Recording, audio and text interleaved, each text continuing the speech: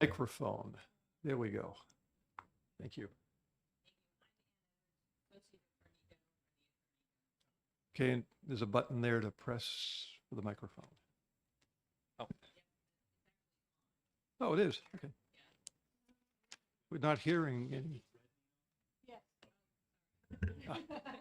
It's not, my thought was red meant off.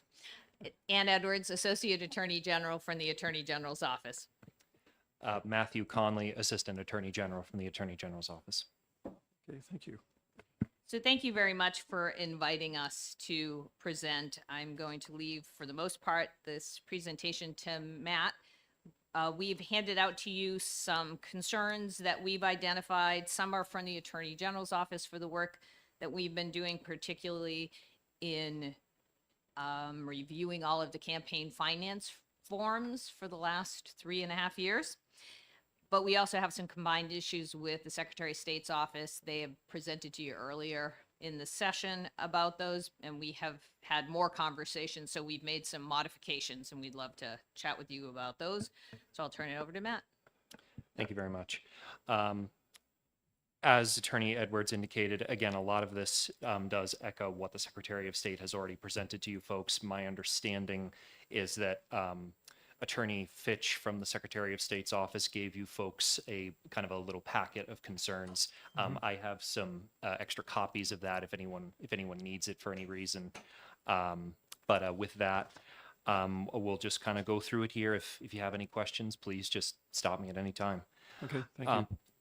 Sorry. Thank you. Sorry, Matt Tanner. Would you have another copy? Oh, to give to absolutely, Representative Barry? Thank you.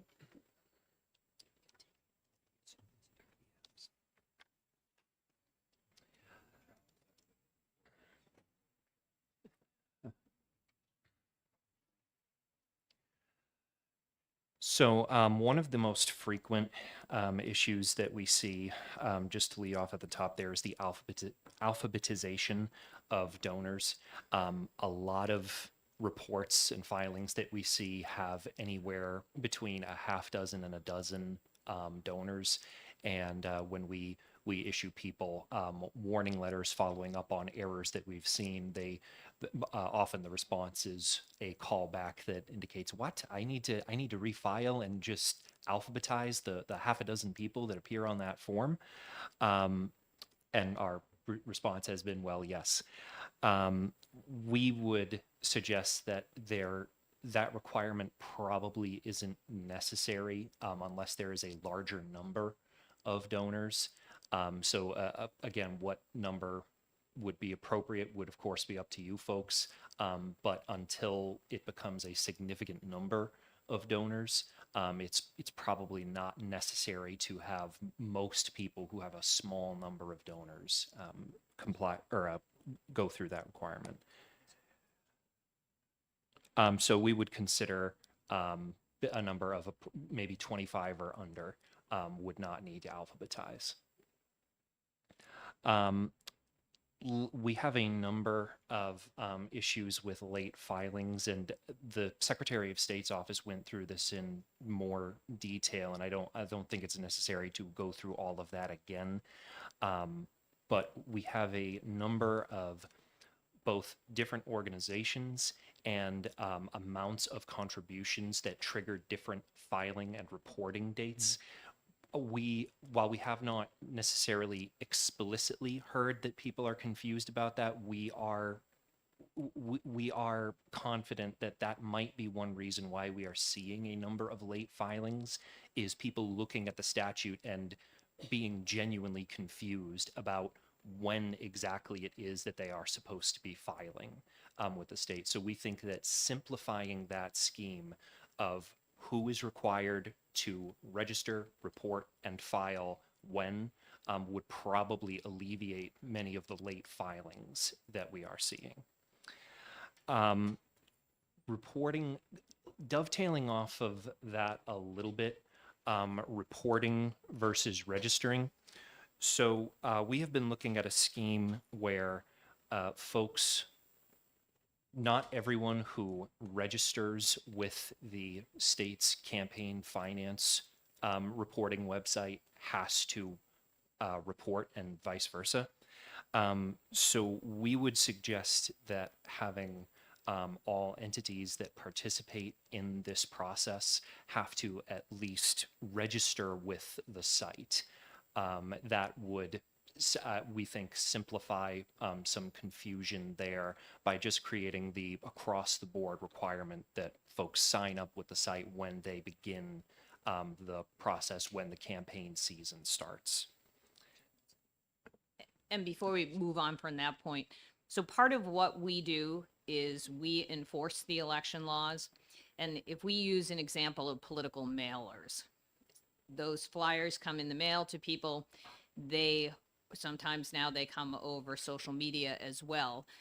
When those documents come out, what happens is, depending on how they have them printed and how they have them mailed, they can keep the organization that does that can stay under the limit. So if they're one of the political committees that doesn't have to report until they expend $2,500 and they do a mailer that runs for $1,500, they don't have to report on that. They often, one of the biggest challenges we've had in the last election cycle is people don't properly identify who is putting out the mailer. So even if they don't have to report the expenditure under 664-17, they still have to put their identification on the mailer so that people know who has put that mailer out. And so we then spend a lot of time trying to track down people and people, organizations, and it's a challenge to do that. And you're trying to do it as quickly as possible because a lot of time, what we call them anonymous mailers, these anonymous mailers come out 2 weeks before an election, and people are very upset in the community about what's being said in it, and they want to understand whether it's an accurate mailer or an inaccurate mailer, so they want to know who's sending it. So if all political committees had to register, even if they don't have to report, it would make things much easier on the enforcement side of it. Now, we understand there could be reasons why people might not want that to happen, but that, from our perspective as the enforcement agency, that would be our recommendation. So the next item there, one thing that we are seeing a great deal, and a lot of people, they genuinely don't seem to understand that it's a requirement, is a person or a committee's filings tend to stop when a campaign or a candidacy ends. They don't seem to actually be aware of the requirement that if there is outstanding debt, outstanding obligations, or an outstanding surplus, that they have to continue to report until that surplus or debt has been satisfied. A clear statement of the law on that could help to alleviate that, but we did want to bring it to this body's attention that that is something that we're seeing a great deal, that and it makes a little bit of sense. It's kind of common sense that, oh, well, wait a minute, but I'm not in the game anymore, so why would I continue to report? Just some action being taken to kind of educate a little bit more and to make it clear that no, that obligation does continue to exist beyond the candidacy or the campaign, could alleviate some issues that we are seeing in reporting. Item E under there, so it's another thing that we don't on this point, we don't necessarily have a recommendation, but it was something that we wanted to bring to this body's attention, was that we are seeing a number of unitemized receipts that are under the threshold, the triggering threshold of $50 on many reports that are totaling up into values of many, not many, but several thousands of dollars, with many of those amounts being under $25. So again, it's looking like, if we had to speculate, fundraising instances where people are just giving a few dollars at a time, but that is totaling up to amounts on these reports in the thousands of dollars. And again, just to raise another point here, there's nothing unlawful about this at all. One of the challenges, though, under 664:6 Roman 1 is that if an individual donor makes contributions that in the aggregate exceed $200, then those have to be totaled. So when you have a lot of small donations that are made and perhaps are made at different events, it's just so that the legislature understands, it's virtually impossible for the Attorney General's office to determine whether or not there are aggregate contributions of $200 or more. Connie, I'm sorry, Representative Blaine. That's okay. Thank you. So do you know what kind of races those are? Are those perhaps more House of Representative races, or are they usually going to go up the chain to the larger races? So I spoke to the member of our team who actually brought that item to our attention. I do not have the breakdown of what that is. I could try to get that data for you, but I just don't have it offhand. The next point there, this is a practical one that we're seeing, is arithmetic and handwriting. There's been a significant amount of our enforcement attention spent on just trying to discern what is being written on a paper and double checking people's arithmetic on the reports that they have filed. It's a process. I will say that. The only thing that we could offer there is if there was a scheme where we had more fining authority for inaccurate reports, illegible reports for repeat offenders, for example, that could help us to make it clear that we need people to be filing those reports accurately, legibly, so that we can do our job efficiently, and make it clear that those reports need to be clear if they're being filed. Sorry, I thought we had a question there. Thank you for taking my question. Similar to the question Representative Lane just asked, I'm not looking for data here, but do you have a feel for what percentage of the reports have legibility or accuracy difficulties? Just an idea. I know obviously it sounds like enough work that you're concerned about it, but 5%, 10%, just a. To ballpark, it would probably be about 10 or 15, but again, that's not a hard number. That's all I'm looking for, and it's Sure. not going to come back to haunt you. Sure. Yep. Thank you.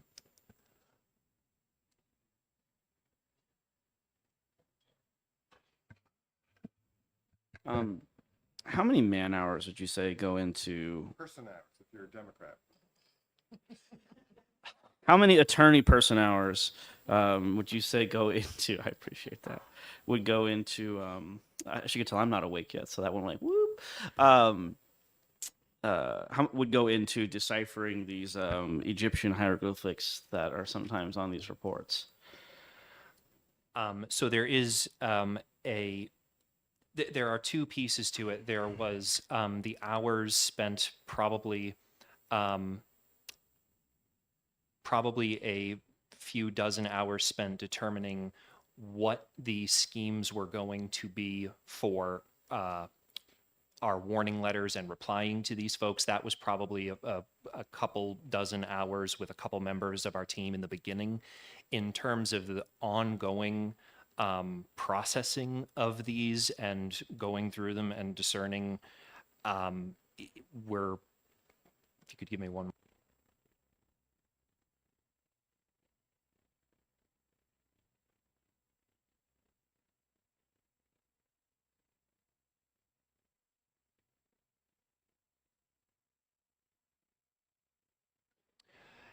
And one point that I'll clarify is that there is, as an ongoing matter, we have a paralegal who goes through these. She's the point person on discerning these on an ongoing basis. It's probably been well over 100 hours dedicated to discerning arithmetic issues and illegibility issues. And if I could hop in, so We've been doing this for a long time. And what we realize is that some candidates just are not computer savvy and they're not using computers. As a result, some won't use the online campaign finance system. That system also had some challenges relatively recently, and so that caused perhaps an influx of more written reports. But we do have certain individuals who have filed over the years and have been notified over the years that they are filing with math errors and illegible language, and they continue to file that way. So for some individuals, I believe that it's a tactic for how to report information.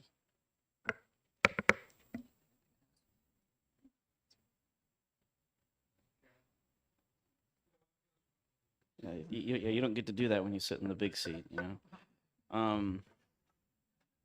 So it's safe to say it's 150 hours. We're not, once again, I'm not going to sit there and demand an audit log, right? Probably paying a paralegal, probably all in around $25 plus. Probably more. I've heard the states, you know, it's probably more public. So, you know, Fully burdened, probably more like 50 or more. yeah, total comp probably 50. So, I can't get someone to rake my lawn for $25.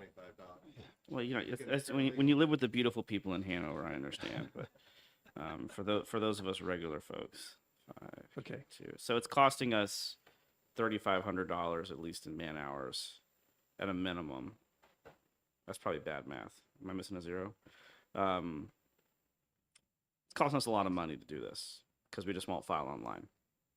Yes, it's a challenge. And I know that the Secretary of State's office, with conversations we've had recently, is working on plans for how individuals can come to the Secretary of State's office and be able to have access to a computer for folks who don't have access to a computer. And there will be individuals there who could also answer questions for them to help them be able to file online.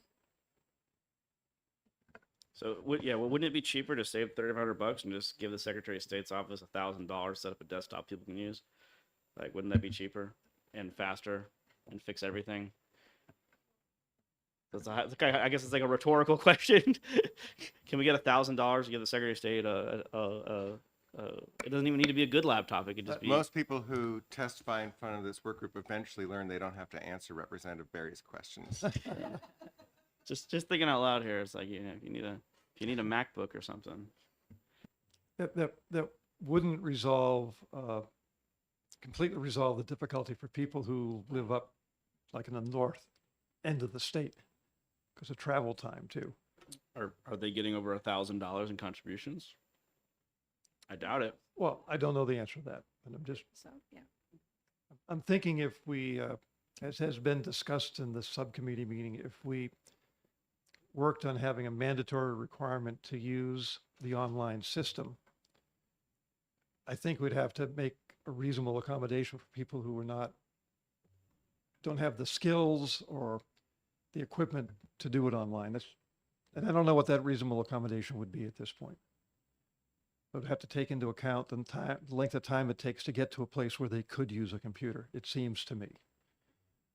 I think, yeah, the Secretary of State could work with local libraries to give candidates, especially for the House, who are all over and may not have fancy computers in their houses, access. The kind of thing, you know, the ones that connect to the internet. Well, I think we could develop a solution. I mean, that's an example of an idea that, you know, on the face of it sounds useful. Thank you, Representative Muirhead. And thank you, Representative Berry. So he went to college. And yet he somehow survived with the ability to think. Excellent. Yes, we can. So Do you have If a we- comment or a question, Representative Lane?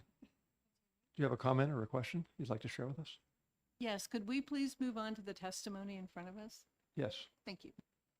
So the one thing we'd like to add with respect to the fining authority, is that we have authority to fine political committees for late filings, but we don't have the authority to fine political committees for illegible filings or incorrectly added filings and things like that.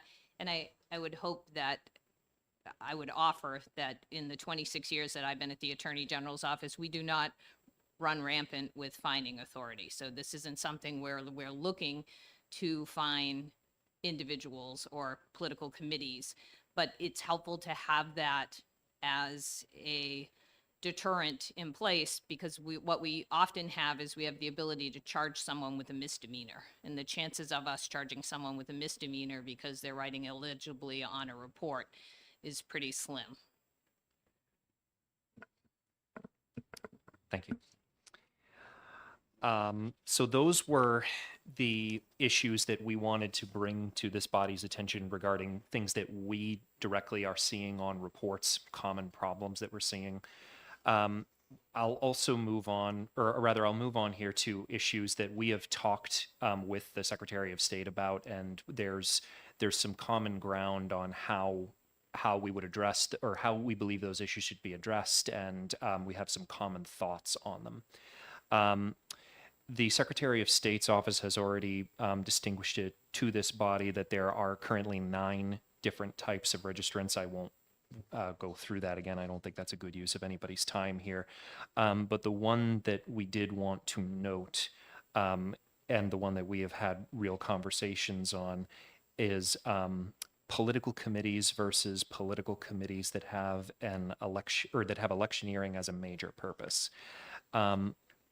After our review of the law, and I've included the sections of RSA 664:2 that lay those organizations out, there is little meaningful difference between when the characteristics that define both of those types of organizations, and so we are now considering them one and the same. We're looking primarily at the $2,500 threshold in defining those organizations there. So again, there is this blurring of what those organizations are, and again, that does kind of feed into concerns that the Secretary of State has already raised regarding the complexity of the different types of organizations, which in turn can go back to other issues such as when different organizations meeting different thresholds have different reporting deadlines and amounts, excuse me.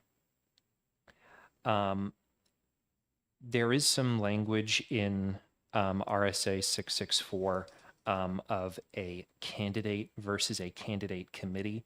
To expand on that thought a little bit more, and again, the Secretary of State does that in their handout. I won't go through it exhaustively.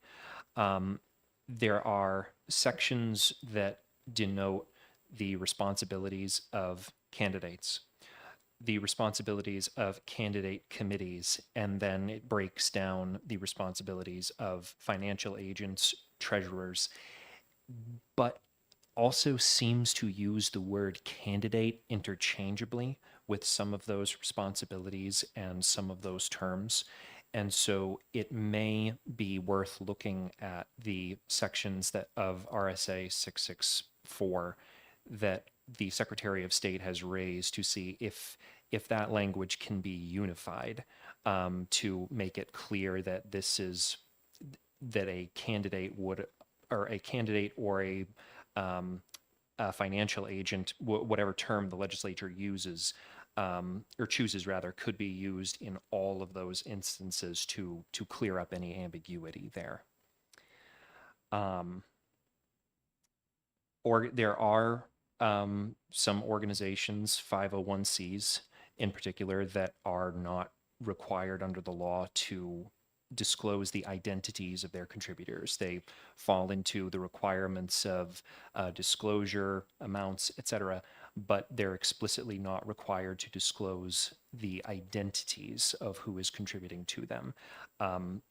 Again, nothing unlawful being raised before this body. We just want to point out that that is how we in the Secretary of State are reading the law.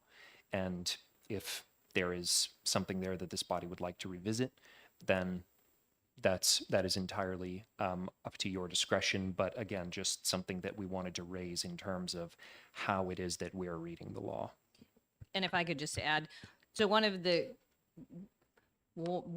reasons behind campaign finance reports is so that, similar to the example that we gave earlier on the political mailers, is so that if somebody wants to go search through the reports, they can determine who is contributing to different candidates or in support or opposed to different measures on the ballot, and they can access that information.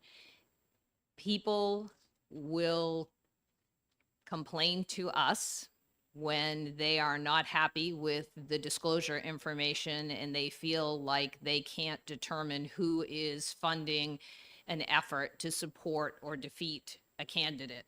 And so we raise this issue because this is what the law says. This is how the law is enforced. But just so that you're aware of the fact that this is one of the areas that we sometimes receive complaints. And when I say sometimes, it's not a huge number of complaints, but people do complain to us at different times that they find it frustrating that they can't figure out who is contributing to certain organizations. Under 664, the definition of political advertising continues to include the word implicitly. There are two concerns there. One, for the uninitiated in campaign finance law and campaign election law, that could be confusing that a word continues to appear in the statute that has been declared unconstitutional. As a practical concern from our perspective, we have made it our practice to, whenever we issue any kind of a warning letter, a cease and desist letter, whenever we take any kind of action on political advertising, and we walk through the legal analysis, including what is political advertising, we always have to include a disclaimer that implicitly language is no longer the law of the land, and we walk through the case law there to explain to these folks that word no longer is applicable. So we think there would be some value in just having that word removed from the statute. A political advocacy organization, we've found that this raised an interesting point of interpretation because these organizations trigger the need to file with the state when they spend $2,500 on communications. This raises a little bit of an interesting disconnect where we're wondering, we're making the determination of what constitutes a communication, what constitutes a payment for a communication. For example, if a payment is made but not given with the explicit purpose of a communication, it's not labeled, or for lack of a better word, earmarked for the purpose of communication, but it is subsequently used for communication. Is that something that organization needs to report versus not? We think that clarifying that language could be helpful to folks that are going to fall into that the category of a political advocacy organization there. Did you want to add anything? Okay. We wanted to briefly address HB 195 to raise the point that the bill does not substantially change the definition of what a political advocacy organization is. And so we wanted to raise the question of what this body is aiming to achieve with that, and what goal is being sought with changing that definition, because we did not believe that after looking at that, looking at the other definitions under 664, 2 and 1 of what constitutes an organization, that there was not a substantial shift there in what constituted a political advocacy organization. There is a requirement for written consent on receipt of contributions. We just wanted to raise with this body that and it appears that the Secretary of State is in the same place. We have not heard of anybody complying with that requirement. There are not any instances that I'm aware of. Again, so we just wanted to raise that for this body. So the only other thing I'd add about that is we do understand that there are times when candidates or political committees may receive contributions that they weren't aware of the fact that the source of the contribution before they received it was controversial for some reason. So it may be for, and I'm going to forget the letters of the cryptocurrency. Yes. And so when you have situations like that, then campaigns want to return those contributions, or they want to use them for another purpose, like give them to a charitable purpose. So it could be that this language is in there for individuals to be able to say that they didn't provide written consent to accept a contribution like that because they weren't aware of the source. Sometimes it could also be a situation where individuals may have given contributions with different names. So if you happen to have a hyphenated name like Ann Edwards Parker, and I gave contributions under Ann Edwards, and then I gave contributions under Ann Parker, if someone doesn't know me close enough, they may not realize that I've contributed more than my share during any election cycle. So it may be that that provision is a safe harbor for individuals, but we did just want to point out to you that, like the Secretary of State's office, we're not sure anyone has ever used that. Thank you. Thank you for taking my question. Do you know where that requirement is? I quickly scanned, but I'm not very good at multitasking. So. If you could give me one moment, I believe Sure. we can answer that. Just looking at it.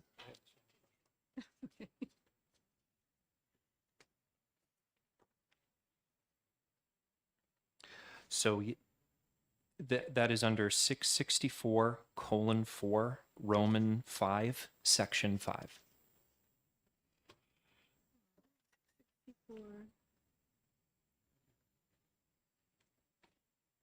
Thank you. Of course.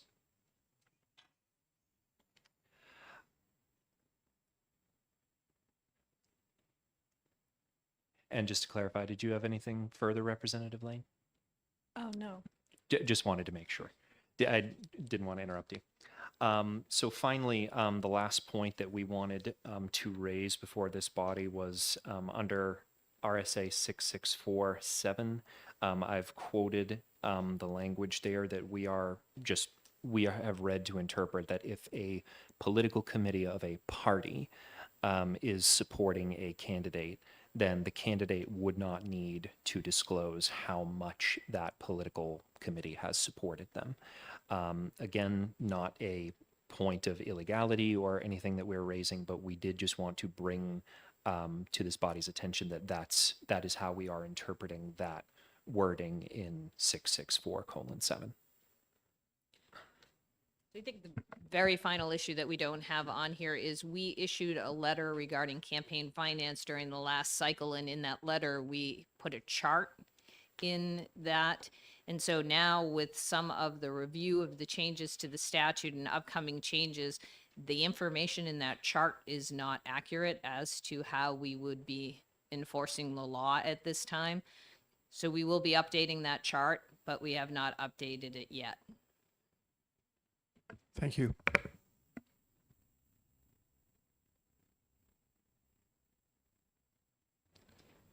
Go ahead.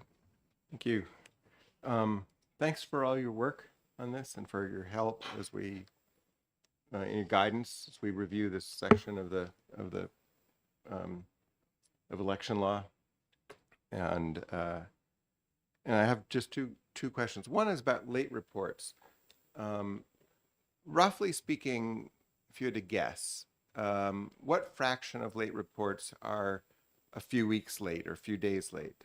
Let's say less than 2 months late. And what fraction are more than 2 months late? I am speculating.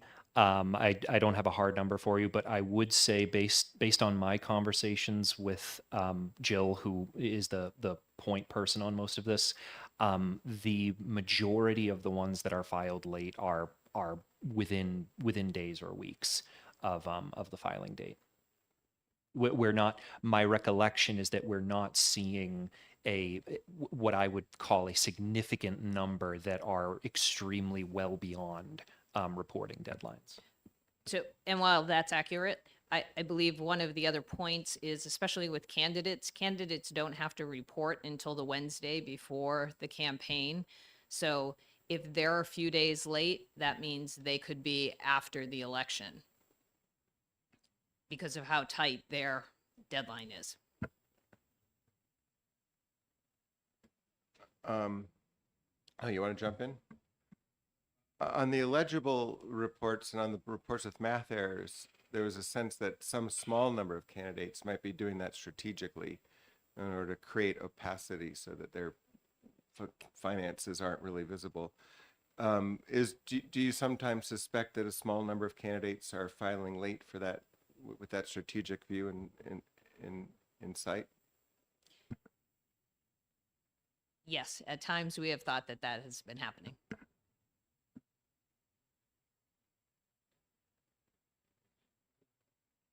Thank you. Going back to the distinction between candidate and candidate committee, I think that was 2B, if I'm not mistaken. From an enforcement standpoint, would it make a difference? And because we've been talking about that as well, and I'm just wondering from an enforcement standpoint, is there any reason to distinguish between them? So obviously, I'll turn this over to Attorney Edwards if she has anything to add after this. What that would help with is we have raised a number of points here that are aimed at the simple goal of cutting down confusion. And just that alone is going to cut down on errors. It's going to cut down on the time that we spend going through these, so that my understanding is that the candidate versus candidate committee, that is a point that we raised that we believe would help to cut down on confusion and the compacting errors that can result from a sense of confusion. But I don't believe there would be significant enforcement concerns beyond that. Okay, thank you. And if I could just add, I do believe that, so one of the challenges from the candidate's position is, and as the Deputy Secretary of State has raised recently, there is confusion between the need to register, the need to report, and they become conflated, and then it becomes confusing to people. So candidates currently don't have to register. A candidate committee has to register. Both a candidate and a candidate committee have to report. And so in order for a candidate to use the online campaign finance system, they do have to register to use the system. But it's a difference that might make a difference to some candidates because they feel like they don't have to register and they shouldn't have to register because they're doing things on their own, and that they'll report their receipts and expenditures otherwise in accordance with the law. But it does cause confusion because especially when new candidates are becoming involved in the process and they're looking at it and they're trying to figure out which they have to do, we're happy to answer questions. The Secretary of State's office is happy to answer questions, but it would just be helpful if we could come to an agreement where the law was clearer on that issue. And I think that that's a decision for the legislature to make.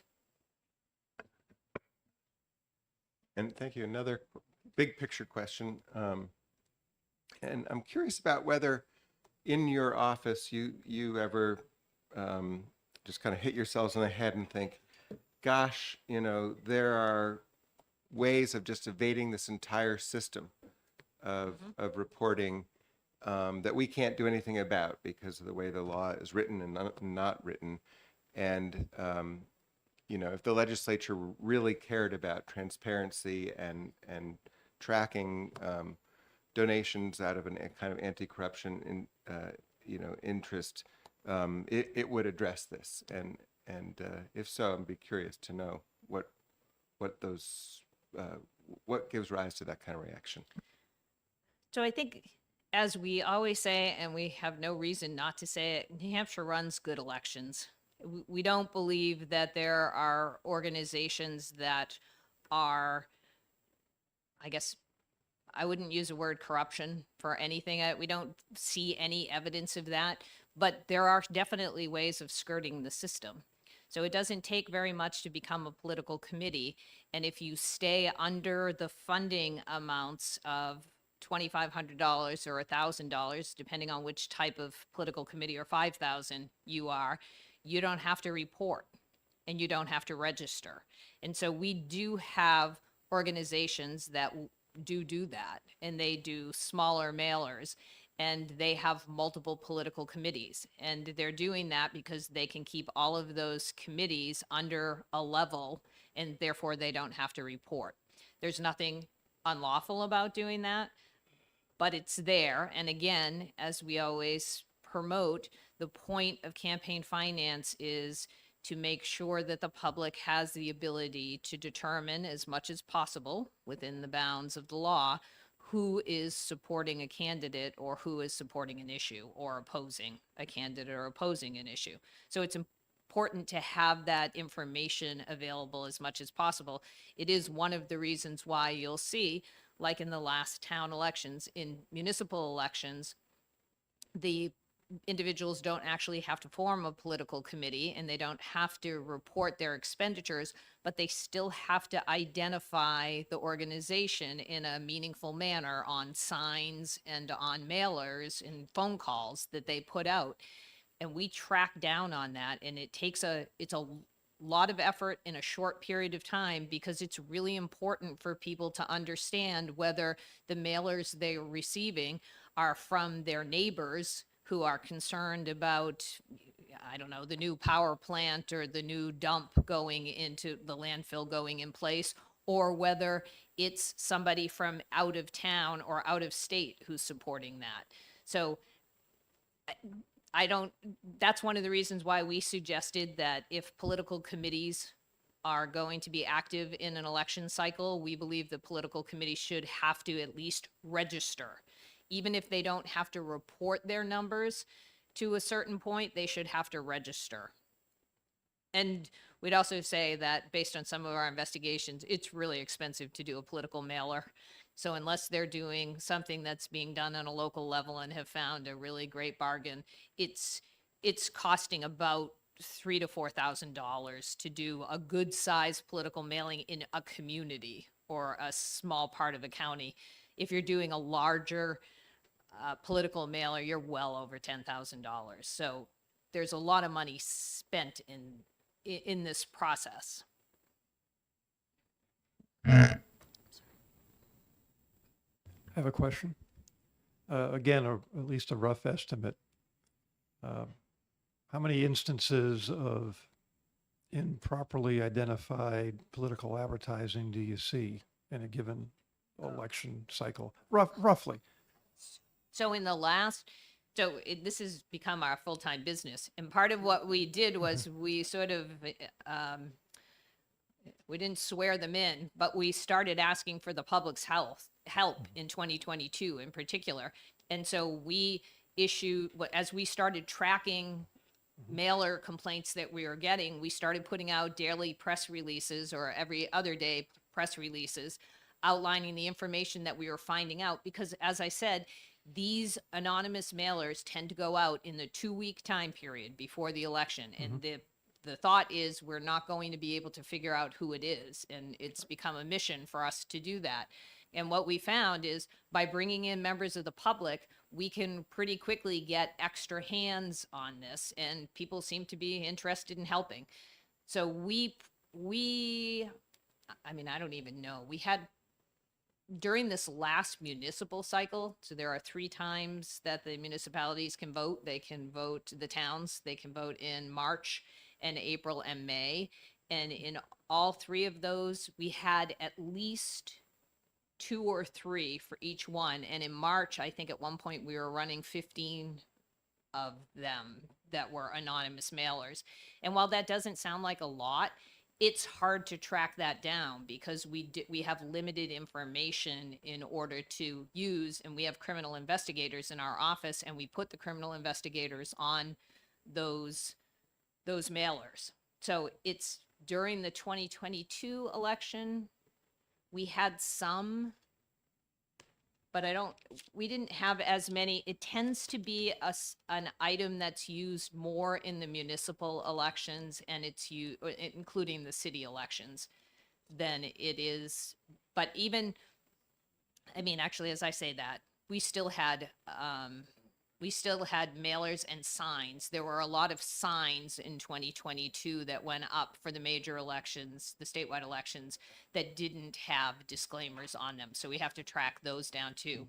I don't think we've ever had, if I ballpark this, we've never had more than 50 at a time, but we may have had as many as 25 during an election cycle, between 25 and 30.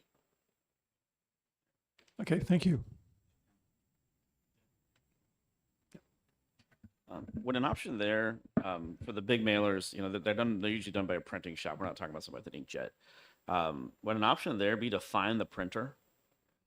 Well, that is definitely an option if we had that in the law. One of the challenges is many of those mailings are done out of state.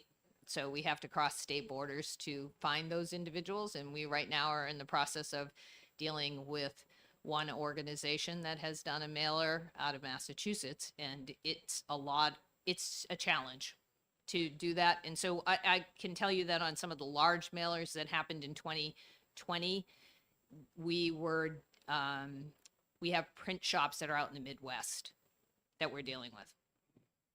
Follow up? But assuming you can find, I understand it's difficult to find them when they go, like, I get it, but we do actually have the ability to, legally, we would have the ability, if it was in the law, to find them. You could. Because they yes. are, okay. And then the question is whether we can actually get the fine to apply to them because they're out of state, but yes. And there are a fair amount of printers in the state of New Hampshire. And in order to make sure that I'm not maligning anyone, the out-of-state printers don't necessarily know the state law, and they rely on the individuals who are requesting the mailers to provide them with the state law. So that's one of the challenges there. In the state of New Hampshire, the printers generally understand the state law, and they know what's required on there in disclosure. And so when we talk with them, there are times that they have been told not to disclose the individual, and then we have broader conversations about why that is. And there's, just so you know, generally there's a case called McIntyre, the state of Maine versus McIntyre, in which Mr. McIntyre decided to go out. He was very angry about an issue on the ballot, and he went out and he photocopied a whole bunch of flyers against the issue, and he stuck them under people's windshields at the grocery store parking lot in order to show his discontent and try to get people to vote against it. He was allowed to do that, and because he did it on his own, he was allowed to do that and not put his name on the bottom of it, though he had been sued for failing to disclose. So people are protected under McIntyre if they're an individual. So if I choose to vote against whether maple syrup should be our state treat, then I can go and do that and function on my own. I can even go to a printer and pay the printer as long as the printer is just printing the copies for me. But if Matt and I did that together, we're now a political committee. And at that point, we have to put a disclosure on the bottom saying Matt and Ann are against this, and this is why they're, here's their statement. So I offer all of that information because there are ways for for people to continue to assert their First Amendment rights and do that without having to disclose who they are and why they're doing it. And those investigations take us even a longer period of time because we then have to protect those people's names when we determine who they are. But it becomes, that's when we hit resistance from the local printers because the local printers understand that too. And so we have to go through a process to be able to confirm that no one has committed a crime here by not disclosing things.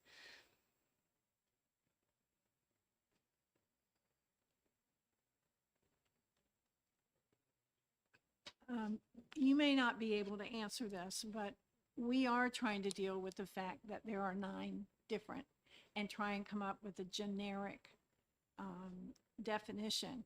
And what I keep running into when I try to do that is that in most jurisdictions, including ours, because there's been this creation of all these different kinds of PACs that they segregate out and have special rules for those different kind of PACs, which I'm guessing is the reason we have all the different spending and the reporting because they all kind of got hodgepodge together.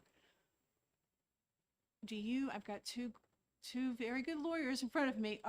Is there any way that you can think of that we can simplify it? Because what triggered it was when you said you referenced the 2 of you, and that is a committee.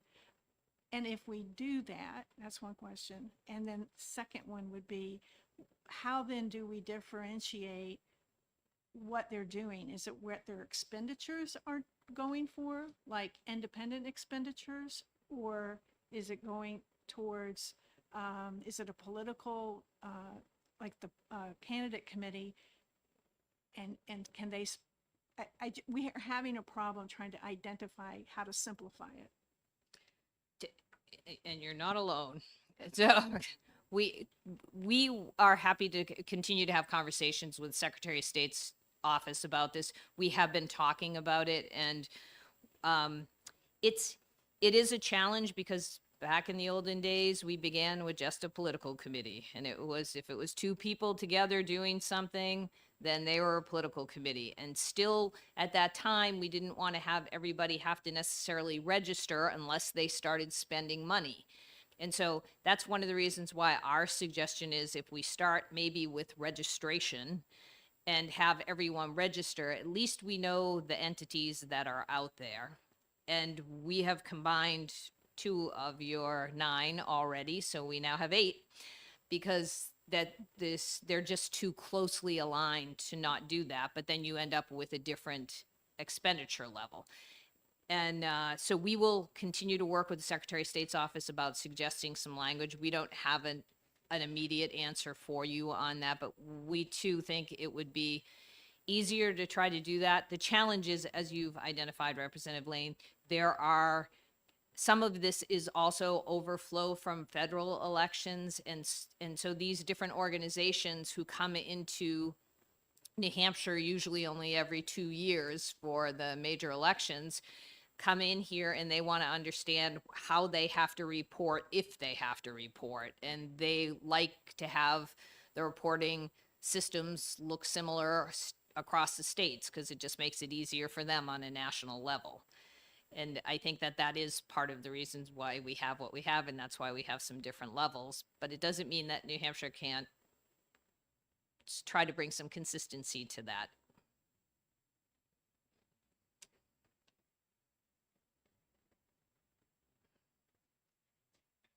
Yes, I have thank you for taking my question. I have a question about 2 other types of committee.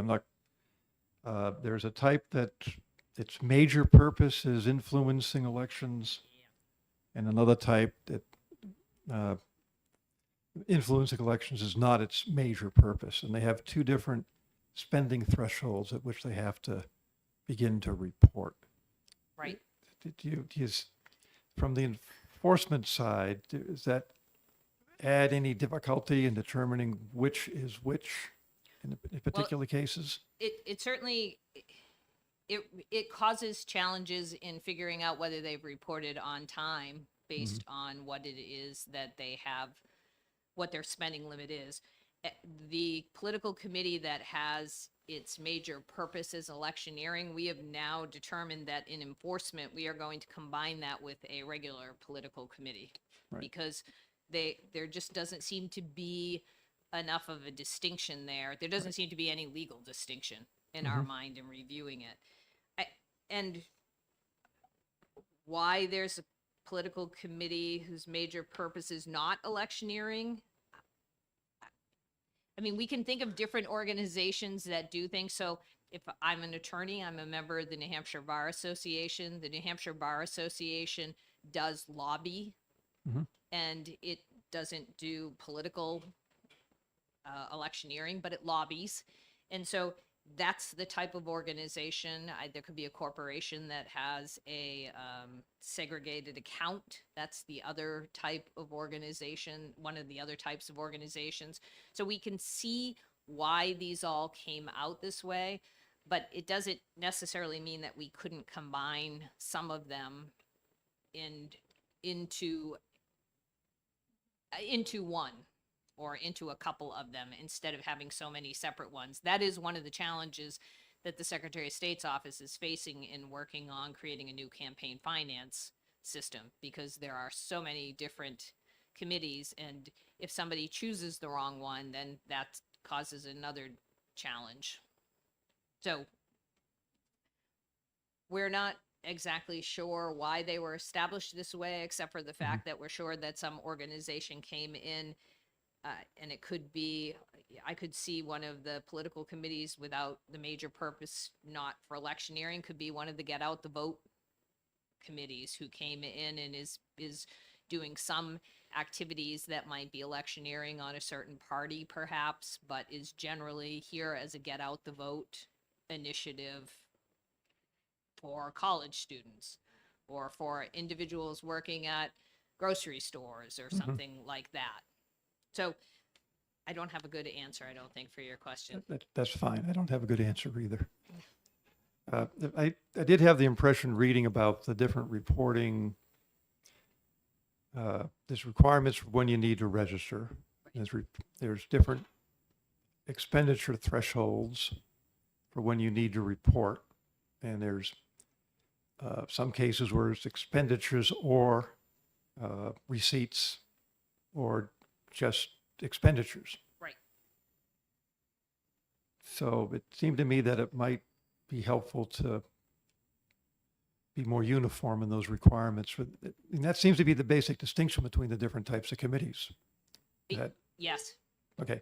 And it also is, again, it conflates those terms of registration and reporting together, which isn't necessarily helpful, because it means that that organizations, I say people, but it's organizations or people, can be out doing activities, and as long as they stay under that reporting threshold, they're never registering. And so until something goes wrong, or until some organization or entity identifies them, they can be there and be involved in New Hampshire elections without being identified. But under the law, they're still required to register. Not until no. Oh, okay. I've read Right, it not like until 4 they hit times the so far, and I'm reporting. still getting it loaded into useful memory. Well, and that is that's the challenge with it. It really is. It's the fact that they don't have to register until they hit a reporting level. Okay, thank you for helping me understand that better for the moment. So I'm sorry. Yes. Okay. So as you were talking, the immediate solution to me, which I'm not sure is really practical, is if you register, you report. And everybody, or you have a really low threshold for everybody.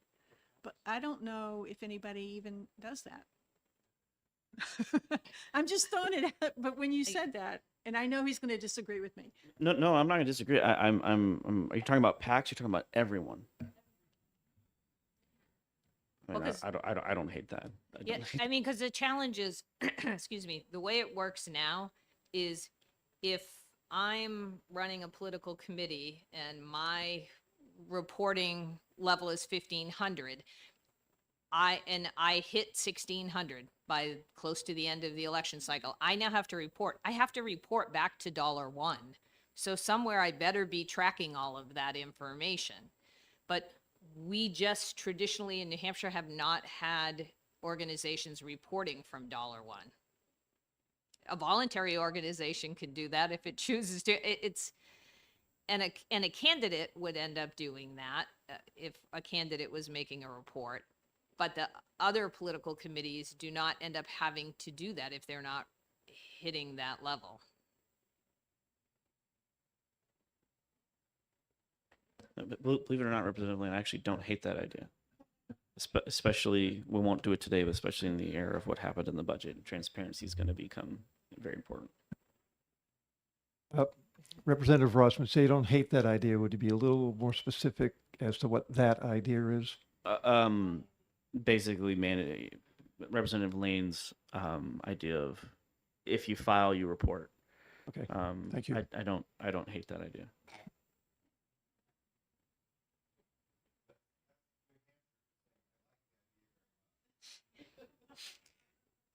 I'm not sure if I like that idea or not.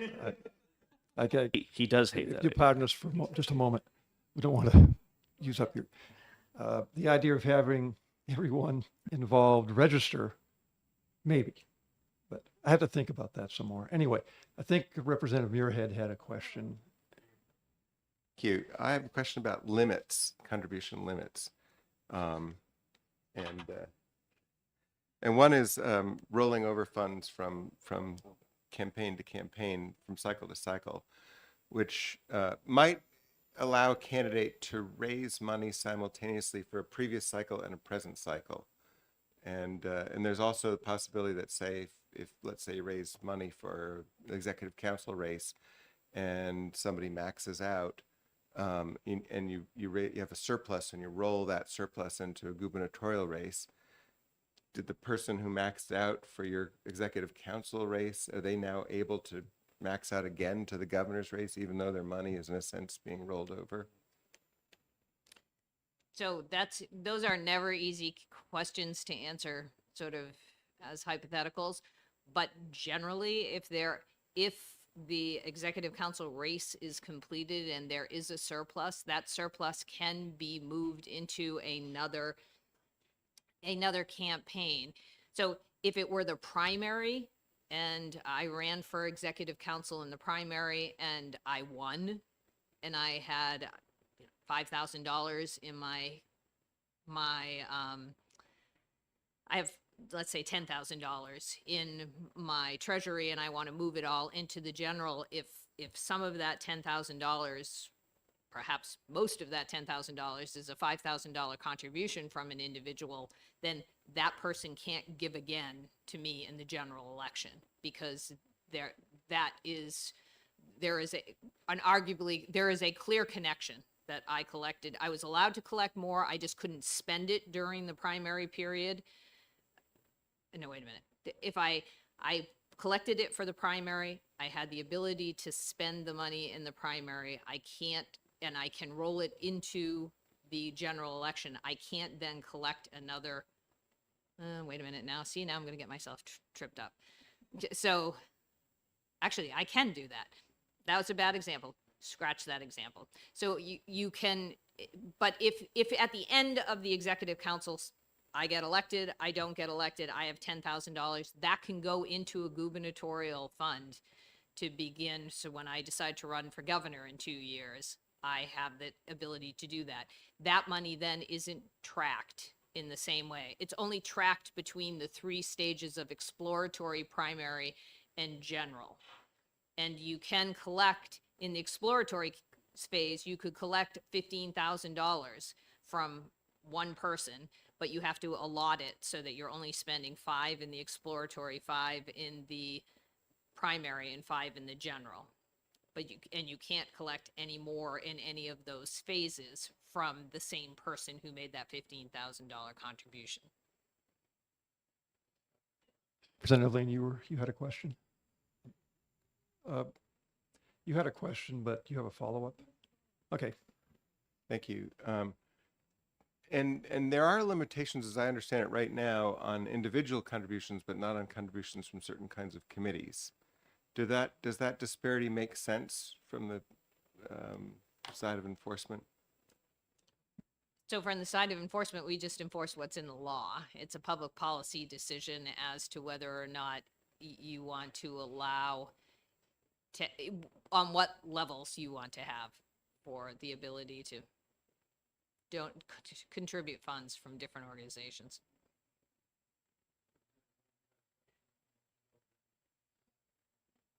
Thank you. We haven't really talked about this, but there has been a lot of, on the federal level, issues around coordination between campaigns and what's called super PACs. Has that come up in any of the enforcement, in any of your enforcement cases? Do you see that here? Well, we do see super PACs. They tend to be in the presidential election year and in the midterm year elections. So super PACs are here and they contribute money. We look at coordination, we look at independent expenditures depending on what's occurring. Generally, we haven't had any significant problems with them, but they are here and we do watch for them. I'd like to rephrase Representative Muirhead's question because I think what he was trying to get to was, does the structure of unlimited contributions, PAC-to-PAC transfers, create the potential to get around the spirit of the law of our contribution limits? Is that a better way of expressing that? I like Representative Muirhead? There we go. I don't hate that. There you go.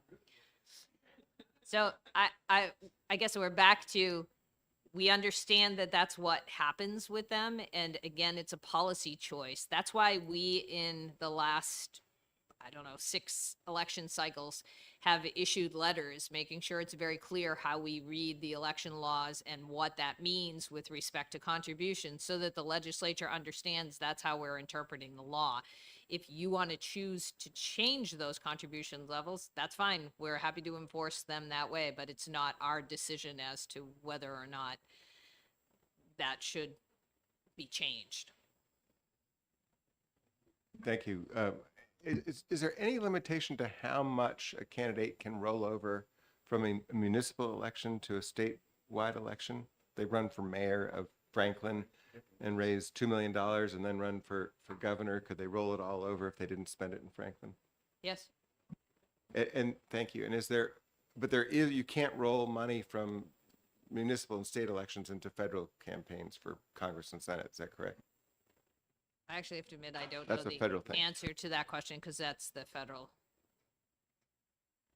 I want to follow up on that. So in the city of Manchester, we have no contribution limits. Mhm. So somebody could raise an unlimited money for mayor and then roll that into, per se, a race for governor? Unlimited? Back to, I hate answering these questions in a hypothetical, but right now, at the top of my head, I don't see a reason why they couldn't.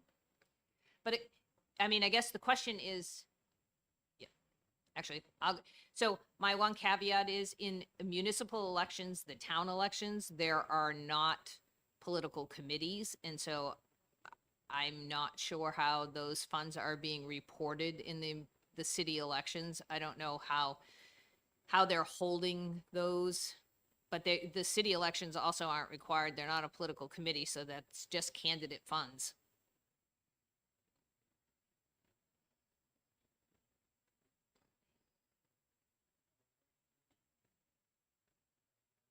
I have a question. One of the thoughts we've discussed relates to the different phases of an election cycle. Correct me if I get this wrong, but I think we can talk about exploratory or pre-primary phase as one. Then there's the primary phase, and then the general election phase. Am I getting that correct? Yes, that's how we define them. Right. We've discussed the thought of just having an election cycle phase. In other words, getting rid of those distinctions and having one overall contribution limit, which we're not talking about changing the overall total at this point. So my question, that's the background. My question is, would doing things with just one phase for the entire election cycle, would that make the enforcement of things more effective or efficient or less so? I understand that you folks enforce the policy set by the legislature. And I understand and agree with the sense of that. But how would that affect the enforcement? Would it make for less confusion, maybe? I believe that it would make for less confusion. I think it would make reporting easier for candidates as well, because they do have to identify and segregate funds in order to match the 3 phases of the process. And so they wouldn't have to do that. I would say generally, most of our candidates are pretty well educated on this now, so it's much easier in enforcing the 3 phases than it was 10 years ago, where people were constantly putting money in the different phases, and it wasn't as well understood at that time. But I think that if you put it all together and you had, so if you, I don't know what you'd want to use, let's just use the current figure. So if it's $15,000 and somebody can collect that in the exploratory phase, as long as the candidates understand that as they're coming into the general election and really looking for money, they can't go back to those people who gave them 15,000 in the beginning, then that you then have to have, we'd probably have to modify the reporting cycles, because currently under the law, each end of a cycle, so the end of the primary campaign ends 10 days after the primary, and then you have to have the second committee set up for the general election. So you'd want to do something where maybe you combine those 2 reporting periods, but that could easily be done. Okay, thank you.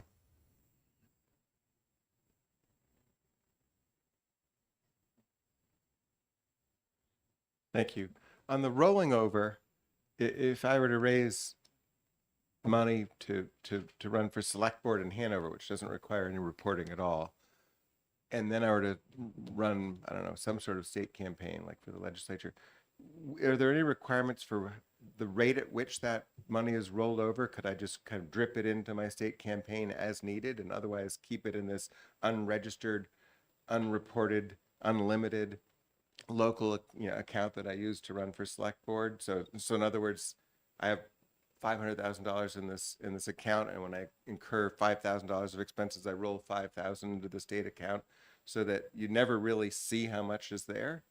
So I'm back to, with municipal elections, I don't know what that thing is that you're holding your money in. And so that part is concerning and would be concerning, because I assume you're not a registered political committee, because you're not required to be a registered political committee in municipal elections. So you're running a bank account of some type. Now, I say that with the understanding that in the case of some municipal elections, particularly mayor elections, where they tend to be more expensive, at times those individuals will create political committees so that they have their funds going into a political committee account, and they will do that, and and at that point they clearly are in line with being able to make contributions in accordance with the state law. With respect to your account that you'd be holding in Hanover, that's got $500,000 in it for your selectman's race and what you're doing with it, I think that we would be having a lot of conversations about what that is and how that's functioning, because I'm back to, I don't like to answer campaign finance questions as a hypothetical. I'm not sure what you could do with it, but I also am not sure that you couldn't just contribute it all. And I don't think, and if you didn't, there's no, it's one of the challenges with municipal elections. There are no deadlines on anything with respect to what you have to do with those funds and how you can hold those funds and how you report on those funds, because there just are no rules around those. And for the most part, it's because when somebody's running for dog catcher or selectman in a municipality, they're not raising necessarily a lot of funds. But sometimes in some of those elections, like mayoral elections, they may be raising a lot of funds. So that's a very non-answer. Mr. Chairman, I have to excuse myself. I have to take my child to actually your neck of the woods. So I apologize, but I have to go and be a dad.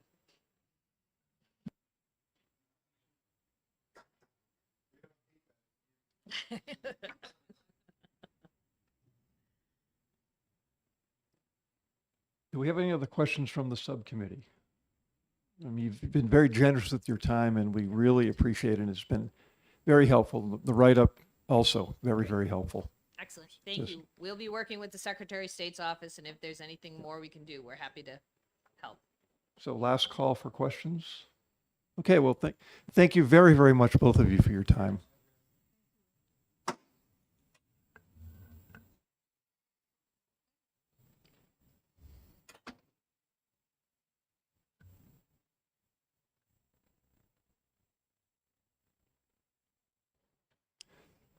Ms. Hennessy, is there anything you'd like to share with us? Any thoughts that have been stimulated by this discussion?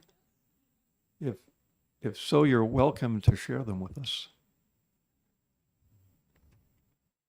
Well, thank you. Good morning. Erin Hennessy, Deputy Secretary of State. Mr. Chair, I mentioned to you, not in this meeting, that our department is putting together some suggested changes based on what we've heard you speak about, based on what we think would be helpful to help clarify 664, and based on what the AG's office just testified to. So my hope is that we'll have this to you before your next meeting. Are you planning on meeting again after your next meeting? We haven't decided yet. Okay. We'll have to discuss it amongst us. So that's the answer. Thank you. I think our next meeting on the 29th, the 27th. Thank you. 14 plus 13 is 27 all the time. Anyway, we'll be discussing the direction we're taking in the future in that meeting. Okay. Thank you. We have a question if you have time to take it.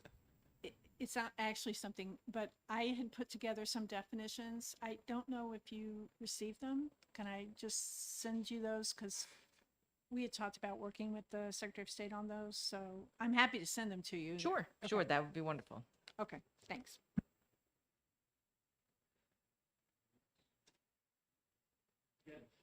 Thank you very much for your time. We really do appreciate it. Thank you. Yeah.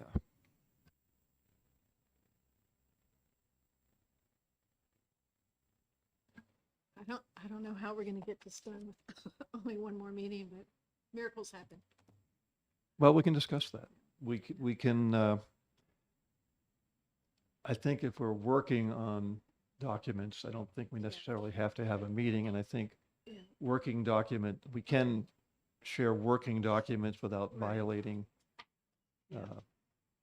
the right to know law, but we'll make sure of that. Okay, But we can discuss that next meeting, how we'll go forward. okay. I'm not adamant about how we go forward. Yeah. It's, we would like to all come up with something useful out of this.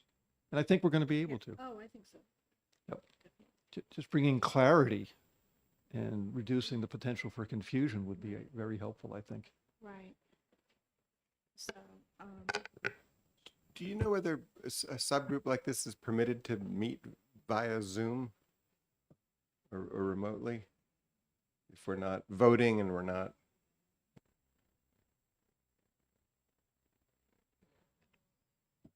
I know that was in context of the pandemic, remote meetings acquired a certain kind of controversiality, but I think in this context, I don't have a real opinion on that at this point. We'd have to find out. we had some occasion where we needed to talk for 20 minutes. It'd be easier to call essentially a conference call if we just needed to quickly connect and not really work hard for 2 hours. I'll do my best to find out. Well, I'd like to know also. And if we need to meet a few more times, we can do that. my sense is we want to work on some sort of draft, which we could exchange, by email and then come together to really discuss it and invite comment and feedback on it from others. And so some of the work we can do, as it were, in our studies. We should probably all reread 91A. I recall there was an exception for working versions of documents, but I'd have to reread it and would be safest if we got an opinion from someone whose business it is. Excuse me? I feel like the word Zoom ring causes like a little alarm to go off in the building.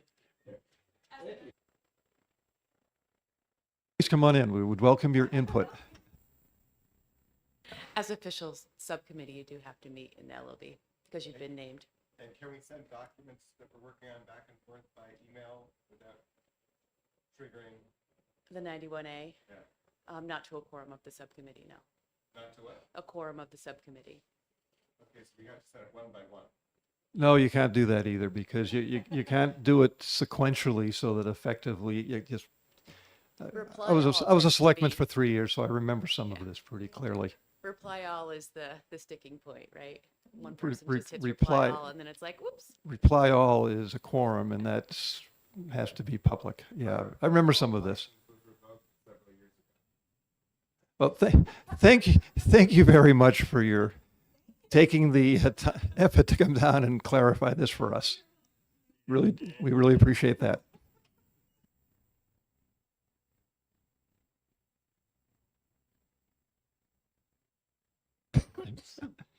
All right. Well, there, I just took on the task of finding out, and we just found out. Excellent.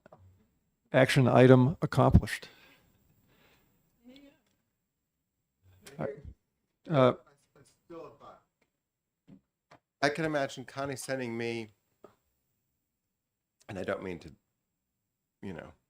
cast any aspersions, a half-baked draft that then I would work on a little bit, which then I could send to you, when you could put it in your oven for a little while and send it to somebody else. And then we could say, it's been baked enough that we want to actually get together in LOB and discuss it as a group. And so that might be a way of working on it.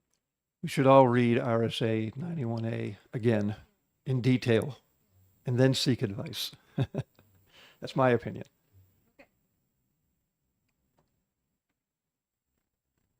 Do we have it? That's the way it's going to go. I think you can do it between you and me. I don't think we can do it between. As long as there's not a quorum. But Like- if like- if this is my understanding from when I was a selectman, Right. if you two share something, you can do that because you're not a quorum. Right. However, if you then sequentially move it on to somebody else, I'm not sure Yeah. that's, Kosher. yeah, we don't want to even look like we're trying to get around anything. We all know that. So yeah, the two of you are not a quorum, so you're free to discuss these things. Okay. All right. Do we have anything else that we wish to discuss here as a subcommittee today? No, I guess at some point we're going to have to talk about what the Senate Finance did, but we can talk about that another time. Yeah, that was interesting. Yeah. So, Yep. okay. Are you aware of what the Yes, you are. It was the unlimited when they changed the packs to unlimited. Yeah. Okay. Right. I've got that note somewhere else, but anyway. Then if we have nothing we need to discuss further, we can adjourn. Are you agreeable to that, colleagues? All right, then we will adjourn this meeting at 11:26 a.m. We are adjourned. And thank you to members of the public and Deputy Secretary for joining us.